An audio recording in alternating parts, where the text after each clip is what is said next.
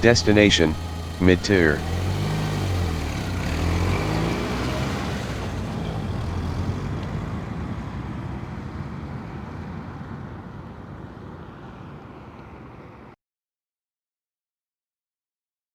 Do you dream of bombing your problems away?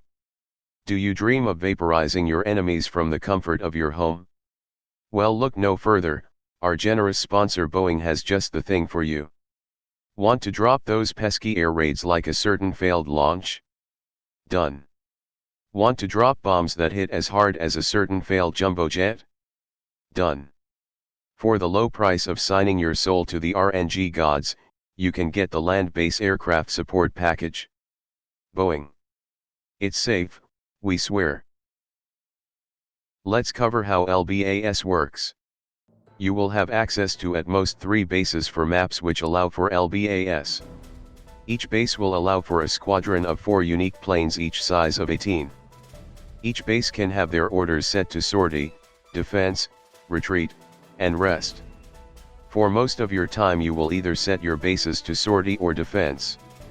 However, just like your ships, your bases can fall under good morale and will require to refresh morale by either setting them to retreat or rest. Rest being the optimal way of recovering while idle.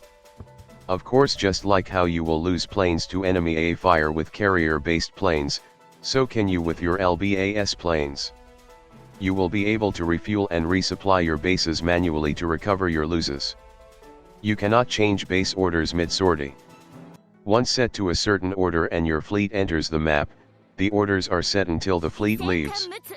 In the case of bases set to sortie, you will start the map by selecting which node to send them to. Keep in mind that this is limited by the range of the base. LBAS planes are split into several categories: fighters, interceptors, recon, and bombers. Just like how we can deal damage to installation types, abyssals can send bombing raids directly to your bases. A base defense squadron can be set up with land-based fighters and interceptors. Fighters are a flexible type capable of both protecting your base and be sent out on sortie to support your fleet to deal with particularly difficult nodes with enemy air power. Fighters are armed with AA, interception, and anti-bomber stats with a lean towards AA.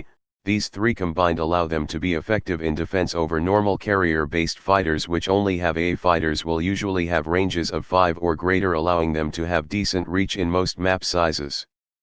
The most versatile and accessible fighter is the Type 1 Hayabusa Model 2, it can be upgraded into the Model 3A. Both have a healthy 6 range, and the Model 3A has access to both interception and anti-bomber stat, which in combination with its 7AA makes it a very deadly fighter you can both use for defense and offense. Interceptors are planes which are specifically designed for base defense. These usually have a heavy amount of anti-bomber and interception stat, as is their namesake, but without giving much up in AA. They do however have little to no usable range, thus you will rarely ever use these in a sortie capacity, save for a few special ones. Air power is calculated differently in defensive scenarios. The heavy skew in interception aids significantly to the squadron's ability to destroy incoming air raids. There is an additional subtype of interceptors, the rocket interceptor. While on the surface they seem to be a significantly pitiful interceptor stat-wise, the existence of these in the defensive squadron will be the difference between successfully dealing with high-altitude air raids and sustaining significant damage. High-altitude air raids are a new kind of base raid that was added recently, which require a significant amount of air power to defeat traditionally. A squadron made of only normal fighters or interceptors will have 50% effectiveness against these raids. Rocket interceptors provide a multiplier against these high-altitude air raids. 1 will bring the effectiveness of the entire squadron up to 80%, 2 up to 110%, and 3 will increase to 120%. The optimal defensive squadron setup against high-altitude raids is made of 2 of your best land-based fighter Oregon interceptor and 2 rocket interceptors.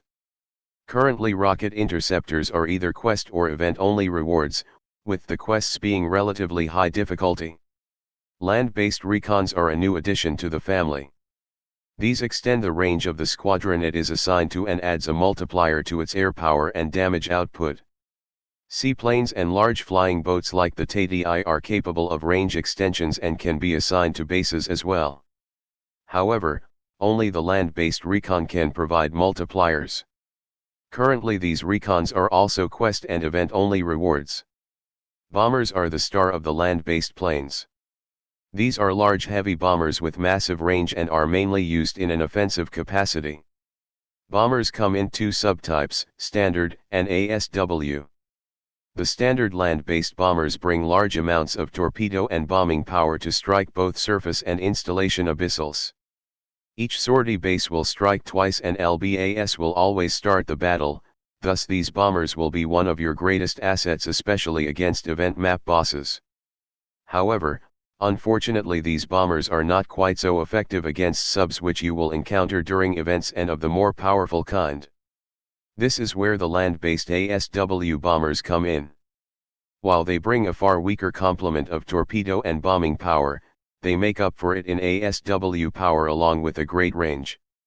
Since sortie squadrons will attack first and twice, a group of ASW bombers can easily take care of weaker subs or deal relatively significant damage to the stronger boss-tier subs.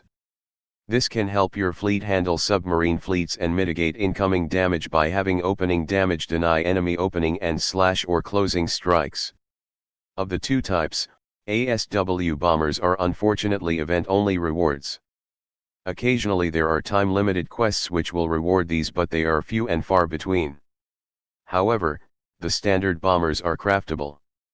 The basic Type 96 land-based bomber can be crafted and converted through a quest into the Type 1 bomber, which can then through yet another quest be converted into the Type 1 Model 22 bomber. While the Type 1 Model 22 can only be earned once, the Type 1 can be repeatedly earned after the first one through a quarterly quest. A full squadron made of Type 1s and led by a Type 1 Model 22 can do significant damage to enemies at max proficiency. The king of all land bombers, the Jenga is event only, but unlike the ASW bombers are more likely to be given out as a limited quest or mini-event reward. So do not miss them. In the absence of any land-based aircraft, you can instead opt to use carrier-based fighters and bombers in LBAS. Keep in mind they will perform just as well as being launched from a flight deck, as none of these planes have any special traits which their land-based cousins have. So you can see why neglecting your air power arsenal can hurt you in the long run. This generally covers most of what LBAS has to offer. There is no doubt that as new items, options, and equipment is introduced, that LBAS can evolve just like how rocket interceptors and high-altitude bombing has recently. In the next video we will cover event preparation and what any player can do to get ready for an incoming event and reduce panic. Sorry if there is any drop in quality, but I have to crank out more videos since Tanaka doesn't want us to rest with an event just over the horizon. I'll see you all in the next one, bye for now.